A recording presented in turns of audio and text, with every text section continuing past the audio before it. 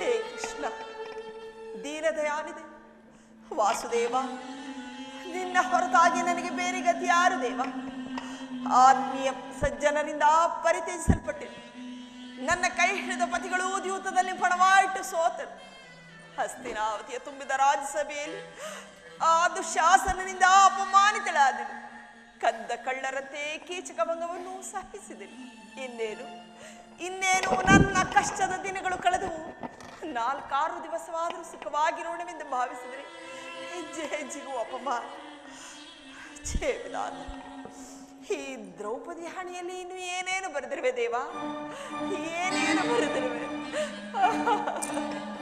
ಪಾಂಚಾಲಿ, ಪಾಂಚಾಲಿ,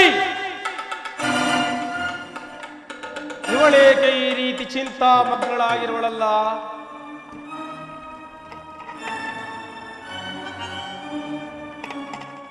ಪ್ರಿಯತಮೆ, ದ್ರೌಪದ, ಏನಾಯಿತು?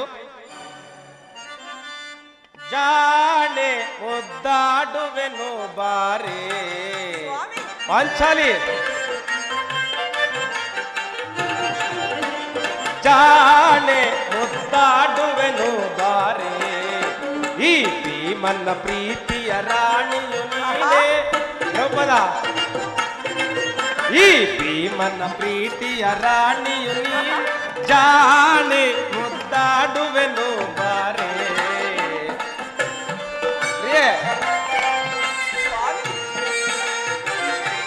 ದ್ರೌಪದ,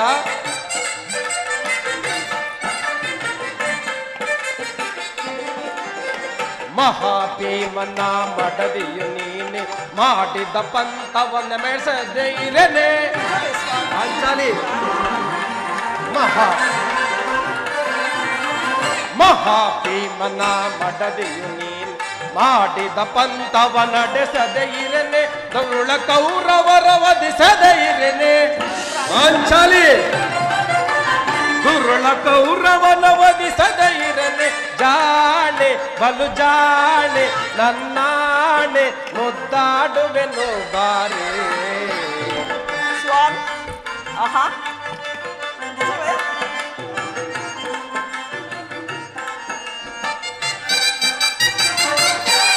ಪಾಂಚಾಲಿ,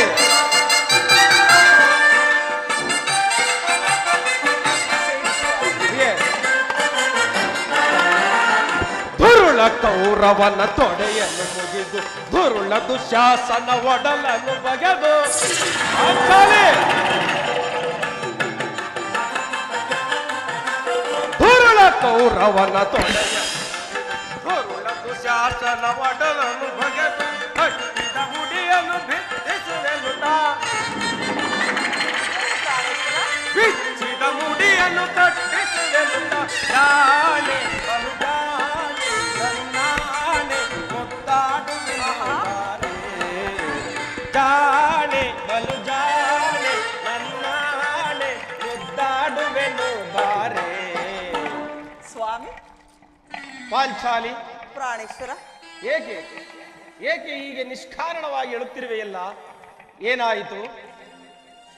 ಸ್ವಾಮಿ, ಹೇಳುವೆನು ಸ್ವಾಮಿ, ಆದರೂ ಹೇಳುತ್ತೇನೆ. ಪ್ರಾಣೇಶ್ವರ, ನಾನು ನಿಷ್ಕಾರಣವಾಗಿ ಹೇಳುತ್ತಿಲ್ಲ. ಈ ಪಾಂಚಾಲಿ ಅಳುವಿಗೆ ಒಂದಲ್ಲ 10 ಕಾರಣಗಳಿವೆ. ನೀವು ಪುರುಷರು, ನಿಮಗೆ ಯಾರಾದರೂ ಅಪಮಾನ ಪಡಿಸಿದರೆ ನೀವೇ ಪ್ರತೀಕಾರ ಮಾಡುವಿರಿ. ಆದರೆ ಸ್ತ್ರೀಯರ ವಿಚಾರ ಹಾಗಲ್ಲ. ಅನ್ನ ವಸ್ತ್ರಾದಿಗಳಿಗೆ ಪರರನ್ನು ಆಶ್ರಯಿಸಬೇಕಾಗುತ್ತದೆ. ಇಂತಹ ಪರಾಧೀನ ಸ್ತ್ರೀ ಜಾತಿಯನ್ನು ಏಕೆ ಸೃಷ್ಟಿಸಿದೆ ದೇವ? ಏಕೆ ಸೃಷ್ಟಿಸಿದೆ? ಅಳಬೇಡ ಪಾಂಚಾಲಿ, ಅಳಬೇಡ. ಸ್ತ್ರೀಯರ ಪರಾಧೀನತೆಯು ನಮ್ಮ ಸಮಾಜದ ನಿಯಮ ಹಾಗೂ ಭಗವತ್ ಸ್ವರೂಪರಾದ ಋಷಿಗಳ ಆಜ್ಞೆ. ಪತ್ನಿಯನ್ನು ದ್ಯೂತದಲ್ಲಿ ಪಣವಾಗಿಟ್ಟು ಸೋಲುವಂತೆ ಋಷಿಗಳು ಆಜ್ಞೆ ಮಾಡಿದರಲ್ಲವೇ? ಪತಿಗಳು ತಪಸ್ಸು ಮಾಡಿ ಪಡೆಯಬೇಕು ನಿಮ್ಮಂತಹ ಪತಿಗಳನ್ನು. ಅಣ್ಣನ ಒಂದು ದಿನದ ಅವಿವೇಕದಿಂದಾದ ಈ ನಿಂದನೆಯು ಸಾಯುವವರೆಗೂ ನಮ್ಮನ್ನು ಬಿಟ್ಟದ್ದಲ್ಲ.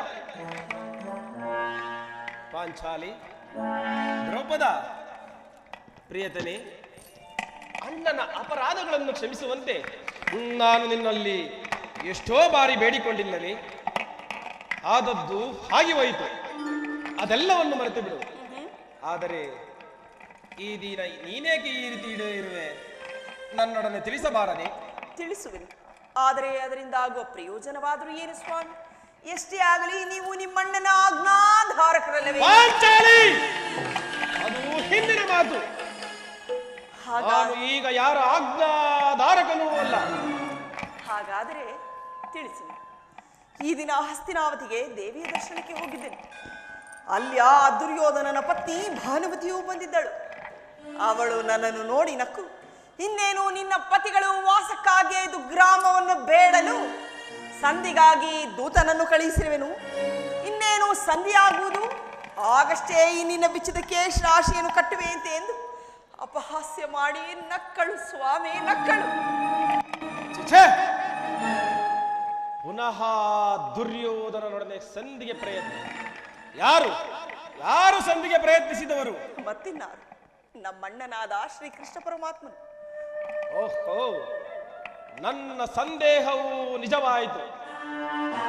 ಗೋಪಿಕಾಂಗನೆಯ ವಿಲಾಸ ವಿಭ್ರಮಗಳಲ್ಲಿ ಮಗ್ನನಾದ ಯದುಪತಿಯು ಯುದ್ಧವನ್ನು ಮರೆಯುವುದೇ ಸಹಜ.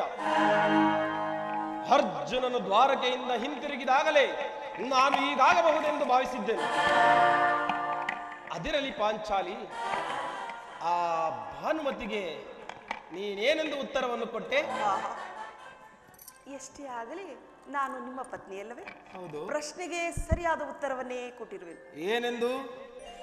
ನಿನ್ನ ಈ ಕಟ್ಟಿದ ಮುಡಿಯನ್ನು ಬಿಚ್ಚುವವರೆಗೂ ನನ್ನ ಈ ಬಿಚ್ಚದ ಮುಡಿಯನ್ನು ಕಟ್ಟುವುದಿಲ್ಲವೇ ಭಾನುಮತಿ ಎಂದು. ಹಾಪು ಪಾಂಚಾಲಿ, ಹಾಪು.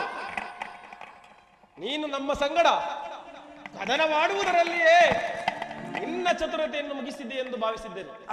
ಆದರೆ ಬಾರಿ ಚಮತ್ಕಾರವಾದ ಉತ್ತರನೇ ಕೊಟ್ಟಿರುವೆ. ಬಾಪು ಪಾಂಚಾಲಿ, ಬಾಪು. ಪ್ರಾಣೇಶ್ವರ ಬನ್ನಿ.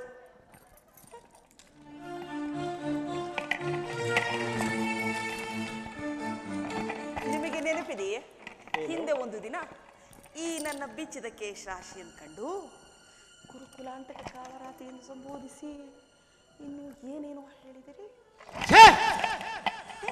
ಪುನಃ ನನ್ನ ಬಾಯಿಂದ ಪ್ರತಿಜ್ಞಾ ವಾಕ್ಯವನ್ನು ಕೇಳಬೇಕೆಂದು ಅಪೇಕ್ಷಿಸುತ್ತಲ್ಲವೇ?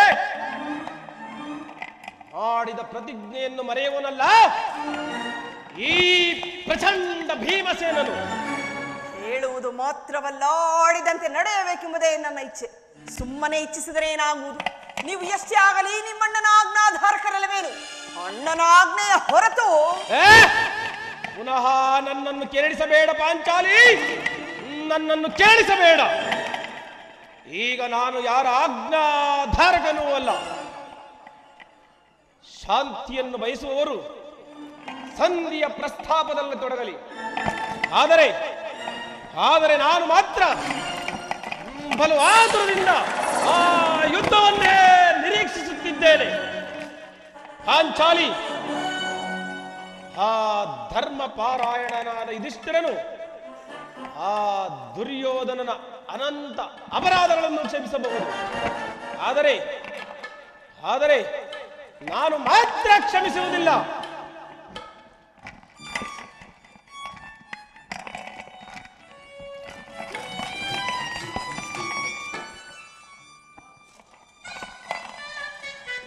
ನೋಡೋಣ. ಆಗಲೇ ಭೀಮನು ಸಂಧಿಯ ಪ್ರಸ್ತಾಪವನ್ನು ತಿಳಿದು ಕೆಳದ ಸಿಂಹದಂತೆ ಎದುರುಗಿಸುತ್ತಿರಲು ಆತನನ್ನು ಸಮಾಧಾನಪಡಿಸಲು ನಿನ್ನ ಹೊರತು ಮತ್ತಾರು ಶಕ್ತರಲ್ಲ. ಅರ್ಜುನ, ಈ ಸಾರಿ ಅವನ ಕೋಪಕ್ಕೆ ದ್ರೌಪದಿಯೇ ಮೂಲ ಕಾರಣವೆಂದು ತೋರುವುದು.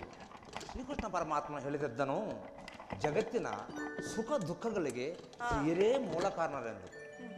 ಅರ್ಜುನ, ಕೌರವರೊಡನೆ ಯುದ್ಧಕ್ಕಿಂತ ಈ ನನ್ನ ಸಹೋದರನ ಕೋಪವನ್ನು ಶಮನ ಮಾಡುವುದು ನನಗೂ ಒಂದೊಂದು ಸಾರಿ ದುಸ್ಸಾಧ್ಯವಾಗಿದೆ.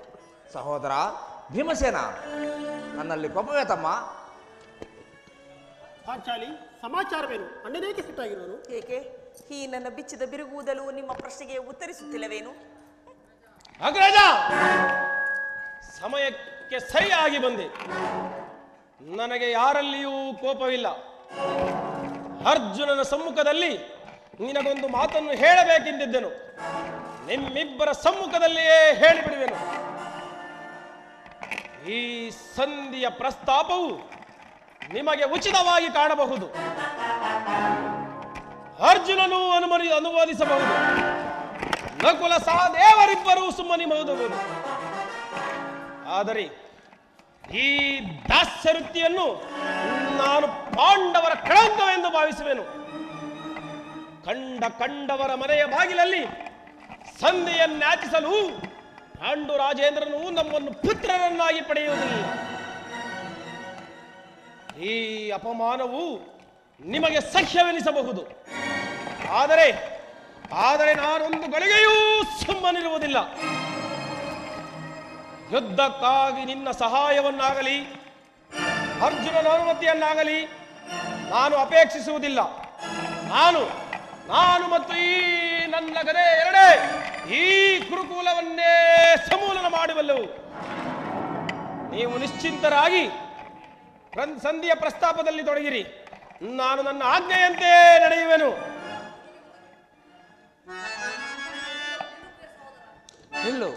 ನಿಲ್ಲು ಪ್ರಿಯ ಸಹೋದರ. ಮುನಿಸೇತಗೆ ನಿನಗೀ ಪರಿ ಘನ ಗುಣ ನಿಧಿ ಭೀಮಸೇನ ಅನುಜಾತನೈ ಸೈನಿಯದು ಮನಸೈರಿಸಿ ಶಾಂತನಾಗು ಭೀಮಾ ಭೀಮಾ ಭೀಮಾ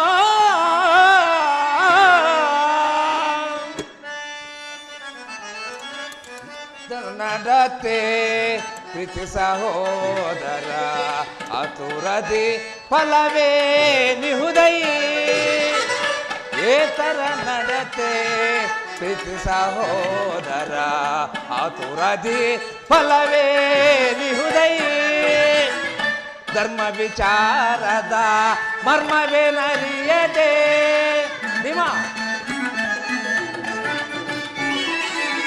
ಧರ್ಮ ವಿಚಾರದ ಮರ್ಮವೇನರಿಯದೆ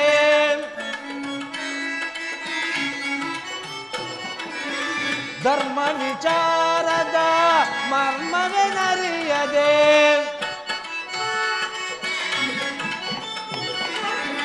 ಧರ್ಮ ವಿಚಾರದ ಮರ್ಮವೇನರಿಯದೆ ಕರ್ಮಕ್ಕೆ ಭಾಗಿಗಳ ಗಿವಿರೇಗೆ ಭಾಗಿಗೆ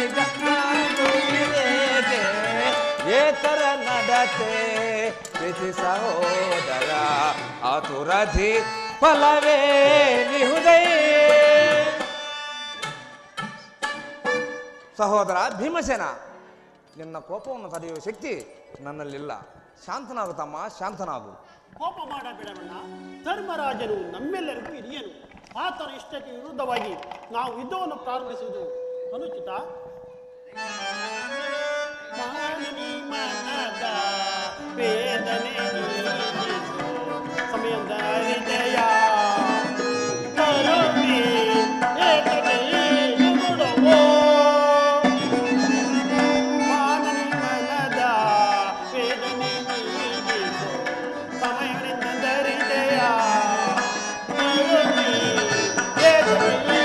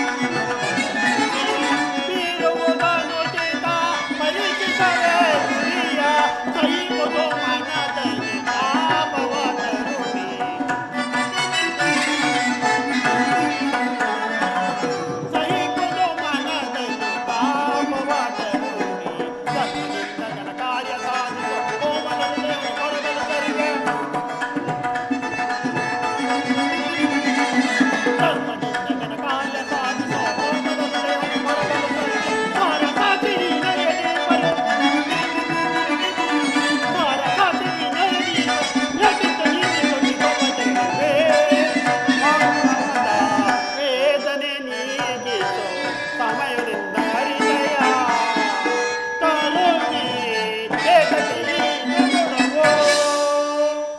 ಪಾಂಚಾಲಿ, ಇದಕ್ಕೆ ಏನು ಹೇಳಿವೆ? ಧರ್ಮ ಧರ್ಮವೆಂದು ಹಂಬಲಿಸುತ್ತಾ ಕ್ಷತ್ರಿಯ ಧರ್ಮವನ್ನು ಮರೆಯುವುದು ನಿಮಗೆ ಉಚಿತವೆನಿಸುತ್ತಲ್ಲವೇ? ಪಾಂಚಾಲಿ, ಯುದ್ಧದಂತೆ ಶಾಂತಿ ಸಂರಕ್ಷಣೆಯೂ ಕ್ಷತ್ರಿಯರ ಕರ್ತವ್ಯ. ನಾವು ಅಭಿಮಾನಕ್ಕೆ ವಶರಾಗಿ ಯುದ್ಧವನ್ನು ಪ್ರಾರಂಭಿಸಿದರೆ ಮುಂದೆ ನಮ್ಮ ಅವಿಚಾರಕ್ಕಾಗಿ ದುಃಖಿಸಬೇಕಾಗುವುದು. ಅದಕ್ಕಾಗಿಯೇ ಸಂಧಿಗೆ ನಾನು ಇಷ್ಟೊಂದು ಪ್ರಯತ್ನಿಸುತ್ತೇವೆನು. ರಾಜೇಂದ್ರ, ದೌಮ್ಯರನ್ನು ಸಂಧಿಗಾಗಿ ಕಳುಹಿಸಿ ಅಪಮಾನ ಪಡಿಸಿದರಿ. ಕುಲಪುರೋಹಿತರನ್ನು ಕಳುಹಿಸಲು ಇದು ಮದುವೆಯ ಔತಣ ಕೂಟವಲ್ಲವೆಂಬ ಪರಿಜ್ಞಾನವೇ ನಿಮಗೆ ಇಲ್ಲದೆ ಹೋಯಿತು. ಅದಕ್ಕೆ ಆ ದರ್ಪಿತ ದುರ್ಯೋಧನನು ತಕ್ಕ ಉತ್ತರವನ್ನೇ ಕೊಟ್ಟನು. ಪುನಃ ಶ್ರೀಕೃಷ್ಣನನ್ನು ಕಳುಹಿಸಿ ಅಪಮಾನಕ್ಕೆ ಗುರಿಪಡಿಸುವರಲ್ಲೆಂಬುದೇ ನನ್ನ ಚಿಂತೆ. ಏನಿ ಕೋಲಾಹಲ? ಜಯ ಜಯ ಕೃಷ್ಣ, ಜಯ ಜಯ ಯದುಪತಿ, ಜಯ. ಸಮಾಚಾರವನ್ನು ತಿಳಿದು ಬಳಿಕ ನಿಮಿಷ ಬಂತೆ ಮಾಡಿರುವಂತೆ ಸ್ವಾಮಿ. ಅಣ್ಣ,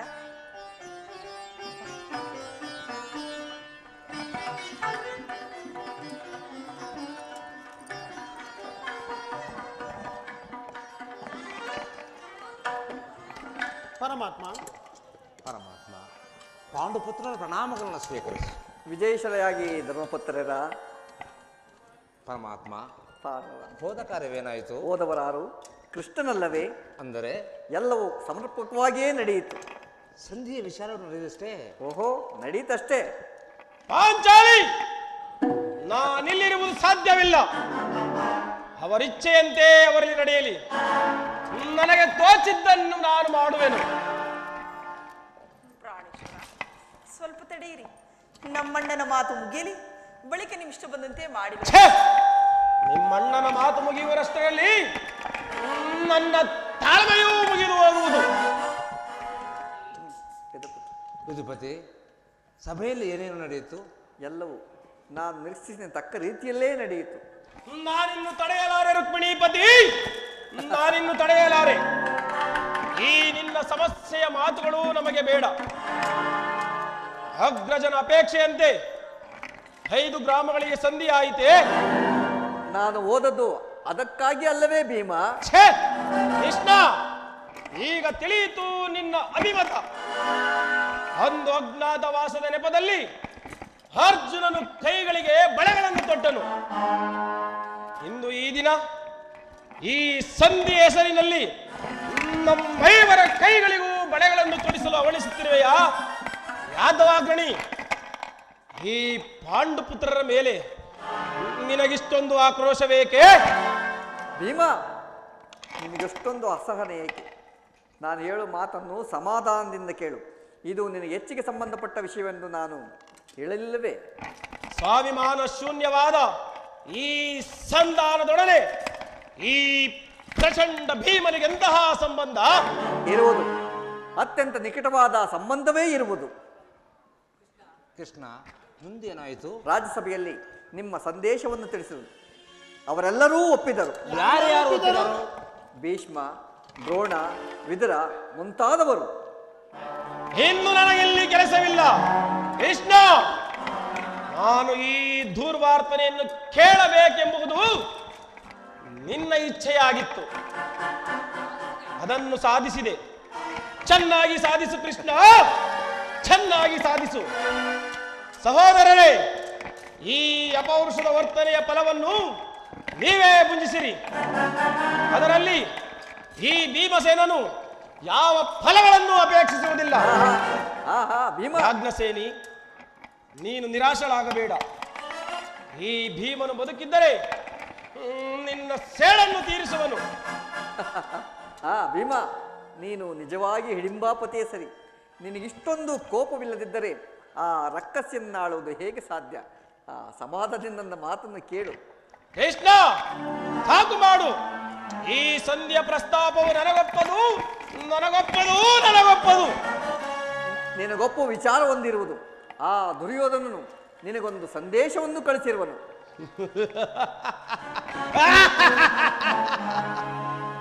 ದುರ್ಯೋಧನನ ಸಂದೇಶ. ಹಾಗಾದರೆ ಅದು ಸಂಧಿಯ ವಿಷಯವಲ್ಲ. ಹೇಳು ಕೃಷ್ಣ, ಹೇಳು, ಏನು ಆ ಸಂದೇಶ? ಅದನ್ನು ಕೇಳೋ ಮೊದಲು ನೀನು ನನ್ನ ಬಳಿಯಲ್ಲಿ ಕೈಕಟ್ಟಿಕೊಂಡು ಕುಳಿತುಕೊಳ್ಳಬೇಕು. ಇಲ್ಲ ಕೃಷ್ಣ, ನಿಂತಂತೆಯೇ ಹೇಳಿಬಿಡು. ಇಲ್ಲ, ನೀನು ಕುಳಿತುಕೊಳ್ಳದ ಹೊರತು ನಾನು ಹೇಳುವುದಿಲ್ಲ. ಈ ಪರಿಹಾಸ್ಯವೇಕೆ ಕೃಷ್ಣ? ಇದು ಪರಿಹಾಸವಲ್ಲ ಭೀಮ. ನಿನ್ನನ್ನು ಕಂಡರೆ ನನಗಷ್ಟೊಂದು ಭಯ. ನಿನ್ನ ಗದ್ದೆದು ಕ್ಷಣ ಕಾಲ ದೂರವಾಗಿರಿಸಿ ನನ್ನ ಬಳಿಯಲ್ಲಿ ಕುಳಿತುಕೋ. ಆಗ ನಿನಗೆ ಪ್ರಿಯವಾದ ಸಂದೇಶವನ್ನು ತಿಳಿಸುವೆನು. ಆಗಲಿ ಕೃಷ್ಣ, ನಿನ್ನ ಆಜ್ಞೆಯಂತೆ ಕುಳಿತುಕೊಳ್ಳುವೆನು. ಈಗಲಾದರೂ ಹೇಳು ಕೃಷ್ಣ, ಏನು ಆ ಸಂದೇಶ? ನೀನು ಕೋಪ ಮಾಡೋದಿಲ್ಲ ಅಷ್ಟೇ. ಅದು ಆಗಲಿ. ಹಾಗಾದರೆ ನೀನು ನನ್ನ ಬಂದಿ. ಅದು ಕ್ಷಣಕಾಲ ಮಾತ್ರ.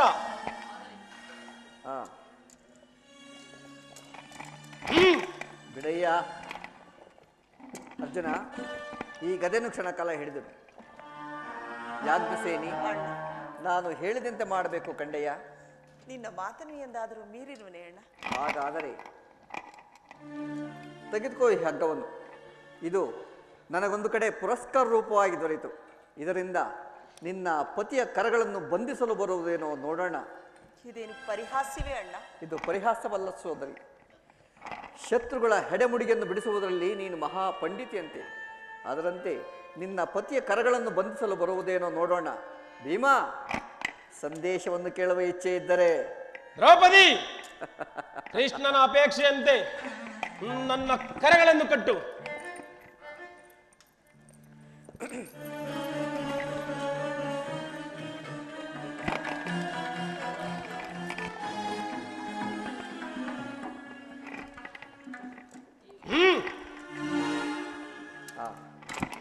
ಈಗ ಎಲ್ಲರೂ ಕೇಳಿರಿ.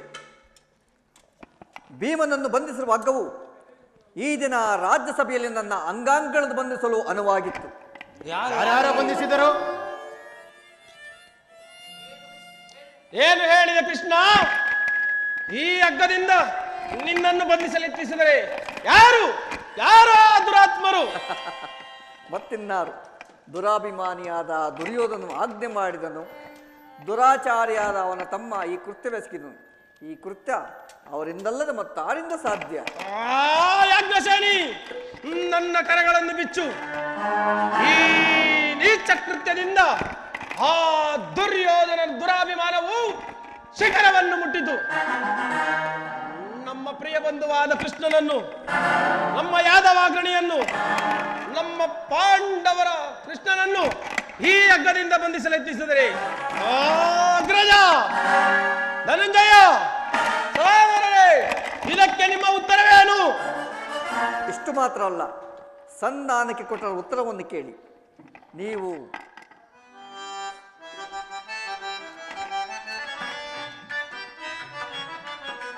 ದುಡುಕುತ ನುಡಿದ ಕೌರವನು ಹಿಡಿಂಬಾಪತಿಯೇ ಕೇಳು. ಭೀಮ,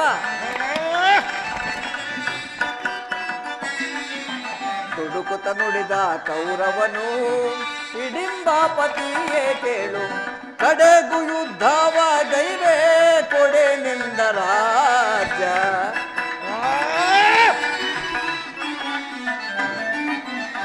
ಕಡೆಗೂ ಯುದ್ಧವ ಗೈವೆ ಕೊಡೆನೆಂದ ರಾಜ. 5 ಗ್ರಾಮವ ಕೊಡನು, ಭೀಮನಿಗೊಂದು ಊರನ್ನು ಬಿಡನು.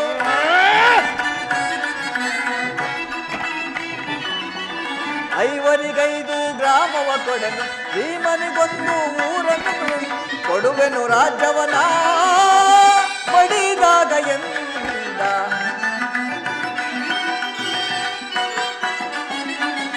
ಕೊಡುವೆನು ರಾಜ್ಯವನ ಮಡಿದಾಗ ಎಂದ. ತುಡುಕುತ ನುಡಿದ ಕೌರವನು ಹಿಡಿಂಬಾಪತಿಯೇ ಕೇಳು. ಕಡೆಗೂ ಯುದ್ಧವ ಗೈವೆ ಕೊಡೆನೆಂದ ರಾಜ್ಯ. ಸಂಧಾನಿ ಕೊಟ್ಟ ಉತ್ತರವನ್ನು ಕೇಳಿ. ನೀವು ಸಂಧಿಯನ್ನು ಅಪೇಕ್ಷಿಸುವುದಾದರೆ ಅದು ದೊರಕುವುದು ರಣಾಂಗಣದಲ್ಲಿ, ಶಸ್ತ್ರಾಸ್ತ್ರಗಳ ಆಸ್ಪಾನದಲ್ಲಿ, ವೀರರತಿಕರ ಘೋಷಣೆಯೆಂದೂ ಹೇಳಿದನು. ಈ ಸಂದೇಶಕ್ಕೆ ನಮಗುಳಿದಿರುವುದು ಒಂದೇ ಉತ್ತರ, ಅದು ಯುದ್ಧ. ನನ್ನ ಎಲ್ಲ ಪ್ರಯತ್ನಗಳನ್ನು ವಿಫಲವಾಗಿ ಮಾಡಿ ಮುಂದೆ ಬಂದು ನಿಂತಿರುವುದು ಯುದ್ಧ. ಪರಮಾತ್ಮ, ನೀನೇ ತಿಳಿದಿರುವೆ, ನಾನು ಈ ಯುದ್ಧವನ್ನು ಅಪೇಕ್ಷಿಸನೆಂದು, ಸಂಧಿಗಾಗಿ ಸರ್ವ ಪ್ರಯತ್ನಗಳನ್ನು ಮಾಡಿದನೆಂದು. ಪಾಂಚಾಲಿ, ನನ್ನ ಕೈಗಳನ್ನು ಬಿಚ್ಚು. ಧನಂಜಯ, ಕೈಗಳನ್ನು ಬಿಚ್ಚು. ಅಗ್ರಜ, ಸಹೋದರರೇ, ನೀವಾದರೂ ಬಿಚ್ಚಿ. ಕೃಷ್ಣ, ಛೆ, ನೀನು ಬಿಚ್ಚುವುದಿಲ್ಲ ಬಿಡು. ಬೇಡ ಬೇಡ, ನಾನೇ ಬಿಚ್ಚಿಕೊಳ್ಳುವೆನು. ಜೈ ವಿರೂಪಾಕ್ಷ. ಎಲ್ಲಿ ಎಲ್ಲಿ ನಿನ್ನ ಕಥೆ? ಬಲಶೂನ್ಯತೆಯ ಕುಲ ಹೇಡಿಗಳನ್ನು ಸೆಳೆ ತಂದು ಹೆಣಗಳನ್ನು ಕೊಚ್ಚಿ ರಣದಾಹ ಮುಗಿಸಿಕೊಳ್ಳುವೆ. ಬಲಶೂನ್ಯತೆಯ ಕುಲ ಹೇಡಿಗಳನ್ನು ಸೆಳೆ ತಂದು ತಲೆಗಳನ್ನು ಹೆಣಗಳನ್ನು ಕೆಡಹಿ ರಣದಾಹ ಮುಗಿಸಿಕೊಳ್ಳುವೆ. ರಣದಾಹ ಮುಗಿಸಿಕೊಳ್ಳುವೆ.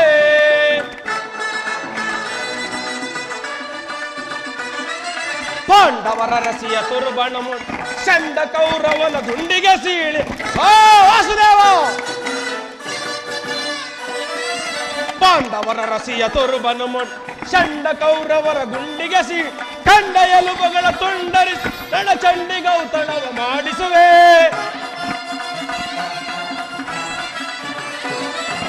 ಕಂಡ ಎಲುಬುಗಳ ತುಂಡರಿಸಿ ರಣಚಂಡಿಗೌತಣವ ಮಾಡಿಸುವೆ. ಬೋರ್ ಕರೆವಕಾರ್ ದೊಡ್ಡದನ್ವಯ ಆರ್ಭಟಿಸಿ ಭೀಮನ ಗದೆಯ ಪ್ರಚಂಡತ್ವವನ್ನು ತೋರ್ಪಡಿಸಿ. ಬೋರ್ ಕರೆವಕಾರ್ ದೊಡ್ಡದನ್ವಯ ಆರ್ಭಟಿಸಿ ಭೀಮನ ಗದೆಯ ಪ್ರಚಂಡತ್ವವನ್ನು ತೋರ್ಪಡಿಸಿ ದರ್ಪದಿಂದ ಮೆರೆವ ಕುರುವರರ ಕಾಲ್ಗಳ ಪಿಡಿದು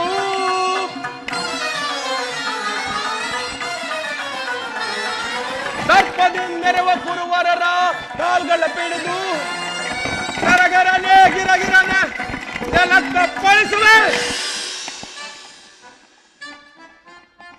ಫಲಶೂನ್ಯತೆಯ ಕುಲ ಹೇಡಿಗ ಸೆಳೆ ತಂದು ರಣಕ್ಕೆ ರಣಗಳನ್ನು ಕೆಡಿ ರಣದಾಹ ಮುಗಿಸಿಕೊಳ್ಳುವೆ. ರಣದಾಹ ಮುಗಿಸಿಕೊಳ್ಳುವೆ.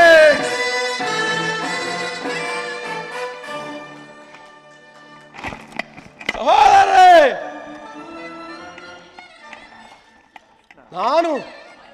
ನಾನು ವಾಯುದೇವನ ಅಂಶದಿಂದ ಜನಿಸಿದ್ದೇ ಸತ್ಯವಾಗಿದ್ದರೆ